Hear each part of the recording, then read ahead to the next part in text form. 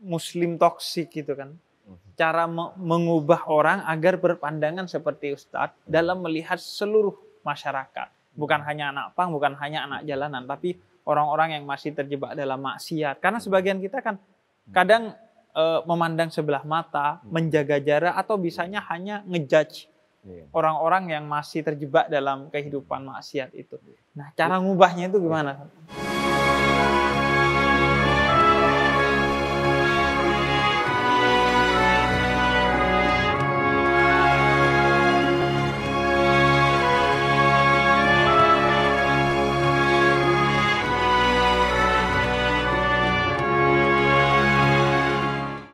Apa yang diajarkan ke mereka metodenya? Karena kan ini bukan cuma soal ilmu kan. Mereka sebelumnya minuman keras, adiktif dan lain sebagainya. Ya hampir anak pang dan jalanan ya 90% lebih mereka pengguna psikotropika. Mereka bisa pakai obat-obatan. Lalu bisa juga kayak lem itu atau ya banyak hal yang biasanya itu obat batuk.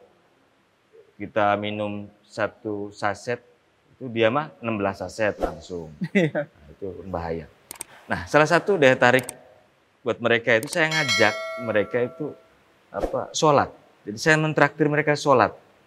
Agar mereka merasakan secara lahir dan batin sholat nikmat seperti apa, kayak nge-fly. Gitu. Ajak zikir agar dia merasakan sensasi secara lahir dan batin bagaimana zikir itu bisa dirasakan. Nah, ternyata itu efektif.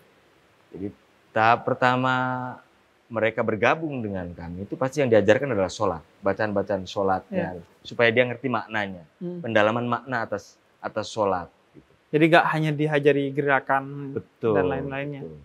Misalnya gini, saya kumpulkan, tahu nggak, kamu assalamualaikum warahmatullahi wabarakatuh. Kenapa pas tahiyat, habis setelah tahiyat kita salam, kita nggak jawab salam? Itu salam buat siapa? Mereka kan kepancing tuh, tertantang. Untuk tahu ini apa nih pendalaman, terus makna sujud misalnya, makna sujud. Di samping mereka saya suruh tahu, belajar, menghafal makna sujud, harus juga diketahui mengapa kita berbisik pada bumi hingga terdengar hingga ke langit seperti apa. Dan itu bagi mereka yang memang proses step demi stepnya dilalui, ada sesuatu yang bisa dirasakan. Nah, buktinya mereka yang sudah bergabung, ya 45-an anak. Kalau di Jabodetabek bisa 120-an totalnya. Ya bisa melepaskan dari narkoba, dari psikotropika, dari sholat dan zikir. Yang kedua dengan hidroterapi. Hidroterapi dengan wudu, dengan mandi. Anak pang, anak jalanan, kalau yang belum jinak kayak gini, radius berapa meter itu bau, Pak. Iya. Karena jarang mandi. Masjid tutup, nggak boleh buat mandi kan. Pom bensin kadang antri anak-anak. Nggak mandi 5 hari, kadang 6 hari. Kita nggak bisa baca kitab, Bulughul Maram, ayo nggak suruh ngaji, nggak suruh mandi dulu. Kan suruh mandi dulu, wudu dulu. Biar itunya alfa, kondisinya bersih, harum. Baru tuh nasihat bisa masuk. Mereka juga sholat juga nyaman. Jadi hidroterapi. Nah, terus satu lagi apa? Cara menghentikan dia nge-fly itu sebetulnya ngasih makan. Nah, saya baru mau masuk ke sana. Itu dia. Walaupun sudah dibersihin, kalau lapar nggak bisa diajak ngaji. Kan? Iya, itu dia. Bahkan sholat pun kalau dalam keadaan lapar kan lebih baik makan dulu, baru sholat agar khusyuk. Nah, apa yang dilakukan Ustadz Halim? Jadi begini. Untuk ngisi perut mereka. Jadi saya ngitukan aspek psikoterapinya ya. Iya. Jadi kalau anak-anak anak jalanan lagi nge-fly, dia konsumsi 1-2 tablet, 5 tablet, 6 tablet, set. Dia bisa kuat berhari-hari nggak makan, nge-fly terus keadaannya, terus halusinasi ya, segala macam, makan nggak mau. Itu cara menghentikannya, ngasih makan, baru dia sadar. Wah gua lapar nih. Iya, jadi ngasih makan itu menyadarkan sel-sel saraf mereka. Itu pertama. Lalu begitu dia juga sudah mulai ngaji, mulai berbenah, meninggalkan jalanan, meninggalkan obat semacam itu.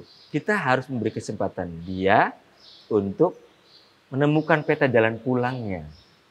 Saya sebut ini program kita ini pengenalan peta jalan pulang. Satu, jalan pulang kepada Allah. Dua, jalan pulang kepada keluarga.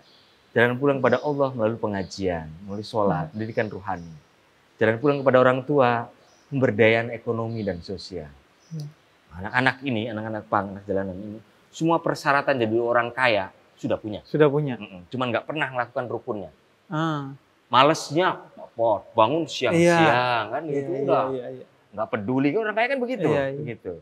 Syaratnya ada semua. Udah itu. ada semua. Tapi nggak pernah jalan rukunnya. Kita udah mulai sekarang belajar rukunnya. Rukun berwirausaha. Kadang anak pang itu kan nggak mau jadi karyawan. Semuanya siap jadi bos. Iya. Maka dididik wirausaha. Wirausaha. Karena beberapa kesempatan kerja di kafe hanya kuat 2 bulan, 3 bulan. Tapi begitu dikasih gerobak usaha, wirausaha bisa bikin kopi, dia dorong lebih suka yang seperti itu karena dia menjadi bos bagi dirinya kan. Iya. Nah, gitu. Jadi tetap di jalanan tapi berwirausaha sudah konteksnya positif. Ya.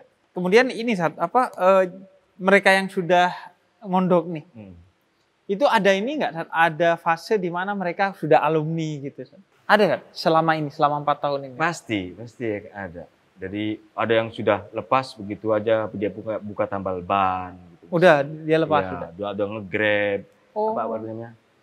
Itu online ya, bisnis online dan sebagainya. Tapi ada juga yang memang setiap bulan tetap setor muka datang untuk ikut pengajian.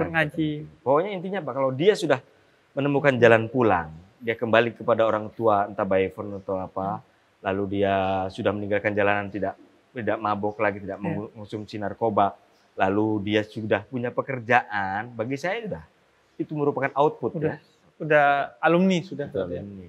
Nah saat ini juga Muslim toksik gitu kan, cara mengubah orang agar berpandangan seperti Ustadz dalam melihat seluruh masyarakat, bukan hanya anak pang, bukan hanya anak jalanan, tapi orang-orang yang masih terjebak dalam maksiat. Karena sebagian kita kan kadang memandang sebelah mata, menjaga jarak, atau bisanya hanya ngejudge orang-orang yang masih terjebak dalam kehidupan maksiat itu.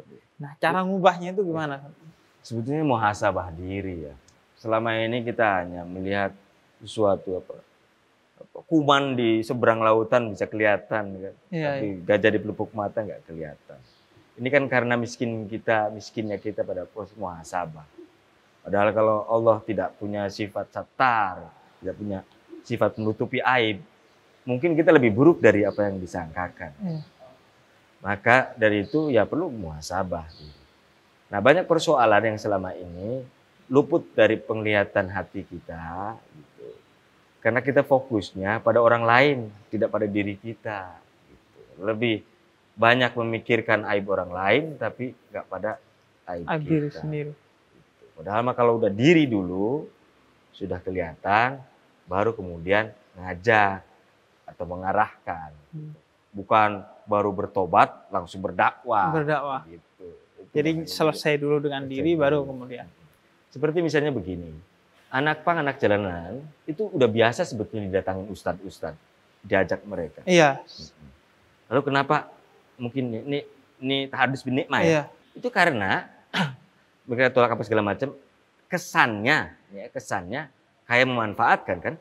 Padahal belum tentu juga ustadz itu memang betul-betul dari hati. Ya. Cuman karena dia ngelihat ustadznya tidak punya pekerjaan selain sebagai ustadz. Kalau saya kan tidak. Saya pengusaha, saya punya pekerjaan, saya punya kantor yang menjadi tempat bagi mereka untuk menginap.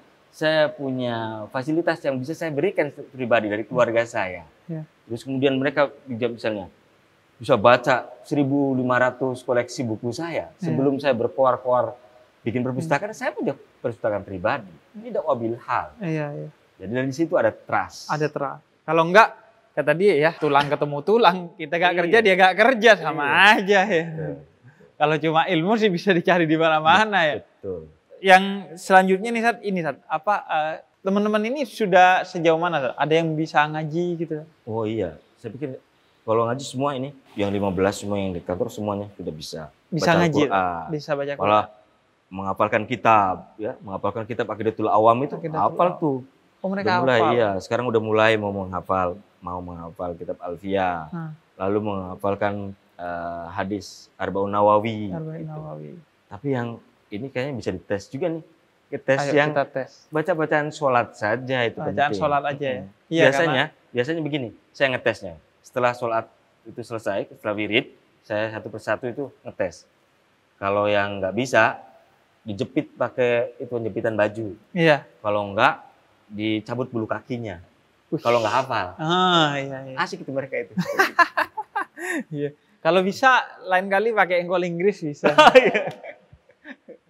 Nah, sebenarnya saya sih sudah percaya Kak, bahwa mereka nggak perlu dites, percaya karena teorinya kan jelas dalam Al-Qur'an, inna sholata tanha 'anil fahsya'i wal munkar. Salat itu menjauhkan kita dari sikap keji dan mungkar. Mereka dari jalanan datang ke ustadz, sekarang menjadi pribadi yang kembali ke Allah dan berwirausaha, kembali ke keluarga, artinya menjauhi hal-hal yang buruk. Itu berarti sudah output sholatnya udah dapat. Tapi kita tes. Biar mungkin penonton juga jadi tahu. Jawir. Inni wajjahtu wajhi ladzi fataras samawati wal ard. Sungguhnya aku hadapkan wajahku pada Zat yang menciptakan langit dan bumi. Inna sholati, Sesungguhnya salatku, nusuki, ibadahku, wa mahyaya, hidupku, wa mamati, dan matiku lillahi rabbil alamin. hanya untuk Allah. Keren kan kalau sholat sampai pendalam begitu. Jadi dia sampai mengerti apa yang dibaca ya. Betul. Coba sekarang bintang. Coba. Rabbighfirli, Ampunilah aku, warhamni, sayangilah aku, wajburni, cukupilah aku, warfa'ni, tinggikanlah derajatku, warzukni, berikan aku rezeki, wahdini, tunjukkan aku jalan lurus, wa'afini, sehatkan aku, wa'fu anni. maafkan aku. Ini pakai teknik nih. Pakai teknik gitu ya. Setiap orang ada tekniknya masing-masing. Iya. Gitu. Yang penting tadi itu bersahabat akhirnya dengan mereka. Nah, terakhir mungkin ini, Ustaz Halim, apa yang sedang ingin dicapai Mas Irsad, yang ingin direncanakan Mas dari apa yang sudah dilakukan? Saya berharap saya bisa didukung oleh masjid-masjid. Jadi kalau misalnya Tasawuf Underground hanya menginspirasi di tingkat ide yang terlalu utopis, itu ya kita nggak berhasil tubuh kita di sini. Kalau misalnya masjid juga menjalankan program yang serupa, misalnya membuka program yang memberdayakan anak pang dan jalanan di sekitar masjid di Indonesia misalnya, dengan program orang tua asuh misalnya. Udah mulai anak pang anak jalanan diajak masuk ke masjid, jangan dicurigai, ajarin dong masjid. Kalau ada misalnya pekerjaan, kasih pekerjaan. Kalau ada makanan, kasih makanan. Tapi suruh masuk masjid dulu. Membuka pintunya diri, gitu. Jangan curigai dulu. Nah, kalau Tasawuf Underground sendiri, apa yang masih dicita-citakan sekarang? Ya, saya berharap ini bertambah banyak anak yang mau mondok bersama kami. Jadi, ini perlu dukungan dari semua pihak. Sebab mencari dana buat anak pang itu susah. Kalau anak yatim piatu mah di setiap sudut sekarang sudah banyak sekali organisasinya. Nggak ada organisasi pang yang mencari pendanaan untuk pemberdayaan gitu. Maka kalau disupport masjid, masyarakat, tidak harus ke saya, tapi artinya membuka channel-channel ini pada mereka, justru itu lebih itu bagus. Yang penting. Sebenarnya kan kalau yatim, karena memang Nabi dalam beberapa hadis menyebutkan bahwa Nabi dengan penyantun yatim itu seperti dua ruas jari. Nanti di akhirat sangat dekat dan bahkan bersambung kan seperti dua ruas jari tersebut. Sebenarnya juga dengan anak pang dan anak jalanan secara umum kan. Karena setelah Nabi membangun masjid ketika hijrah ke Madinah, Nabi kan membangun suffah. Yaitu tempat atau rumah bagi orang-orang yang di jalanan yang nggak punya rumah. Sehingga orang-orang yang tinggal di sana disebut sebagai ahlus suffah, orang jalanan yang diberdayakan oleh Nabi di samping masjidnya Nabi. Dan dari sana keluarlah satu nama populer, yaitu Abu Hurairah, yang menjadi salah satu perawi hadis yang paling populer. Seharusnya sih sebenarnya orang mudah dan besar dorongan dalam mendukung program seperti yang dilakukan oleh Ustadz Halim Ambia ini. Yang membuat suffah itu, ini kan insya Allah jadi ahlus suffah. Amin. Ngajinya juga sudah benar gitu kan. Menghafalkan banyak kitab dan lain sebagainya. Terakhir buat teman-teman yang ngaji ini, San, apa yang mau didalami lagi dari Islam? Yang pengen tahu apa tuh sekarang? Ngaji, sholat sudah oke. Ada nggak yang pengen tahu ini deh, ilmu ini deh, misalnya pengen tahu ilmu apa dari Islam yang tertarik? Untuk saya pribadi, saya juga sudah sedikit banyaknya sudah membaca buku-buku Pak Ustadz, buku-buku koleksi Pak Ustadz. Untuk saya pribadi sih, saya hanya ingin istiqomah sholat. Kalau terlalu dalam-dalam nanti saya nggak bisa timbul lagi. Seperti itu. Oh iya, menarik. Jadi intinya kita belajar pada hari ini bahwa berdakwah itu sebenarnya utamanya dakwah itu kan mengajak, ya, bukan hanya menyampaikan. Sehingga bagaimana melakukan dengan cara-cara yang bisa membuat orang tertarik kepada kita, bukan sekedar menyampaikan, tapi caranya juga harus diperhatikan. Dan dakwah itu memang harus diawali dari tidak adanya stigma-stigma apapun kepada orang yang didakwai. Saya gak kebayang tuh kalau Nabi Muhammad itu punya stigma kepada orang kafir Quraisy waktu itu. Gak akan terjadi isu seperti ini ya. Iya. Apalagi Nabi juga kan tahu masa depan seseorang kan. Beliau mendapat bisikan dari Allah tentang ilmu-ilmu gaib. Sebagian orang yang didakwai Nabi tahu ini gak akan pernah jadi orang baik nih. Mungkin gak akan pernah jadi orang Islam. Sebagian jadi orang Islam tapi munafik. Nabi udah tahu tapi Nabi tetap berdakwah dengan baik. Yang jelas aja stigma itu diruntuhkan oleh Nabi. Apalagi kita yang hanya menduga-duga. Itu saya rasa suatu yang penting. Dan itu kaitannya bukan hanya dalam dakwah sih, dalam pertemanan, dalam segala hal. Nggak perlu toksik gitu, nggak perlu ada stigma-stigma apapun agar kita bisa seluas samudra dalam bergaul dengan orang lain. Nah, terima kasih Ustadz Halim Ambia atas waktunya, dan terima kasih buat teman-teman semua, teman-teman dari Tasawuf Underground. Semoga ini jadi pelajaran bagi siapa saja yang nonton, dan juga semoga menjadi informasi bagi teman-teman yang masih di jalanan atau anak-anak pang yang mencari rumah. Ada Tasawuf Underground yang bisa menjadi rumah buat kalian, baik itu rumah dalam pengertian tempat tinggal atau sekedar tempat ngaji, atau Anda kalau mau cari tempat kerja juga, insya Allah bisa dipikirin sama teman-teman ini, insya Allah. Terima kasih semuanya, dan jangan lupa untuk subscribe dan nyalakan lonceng channel Cahaya untuk Indonesia, karena banyak cerita inspirasi, banyak ilmu-ilmu yang bisa digali dari sini, dari narasumber yang mainstream maupun tidak mainstream. Pernah kemarin kita bahas dengan para habib yang tampilannya berjubah. Hari ini Ustadz Halim Ambia dengan teman-teman yang bertato seperti ini. Jadi karena banyak hikmah ada di mana saja, tinggal bagaimana kita memungutnya. Dan jangan lupa share, like, dan komen video-video yang ada agar lebih banyak orang lagi yang terinspirasi. Wassalamualaikum warahmatullahi wabarakatuh. Waalaikumsalam.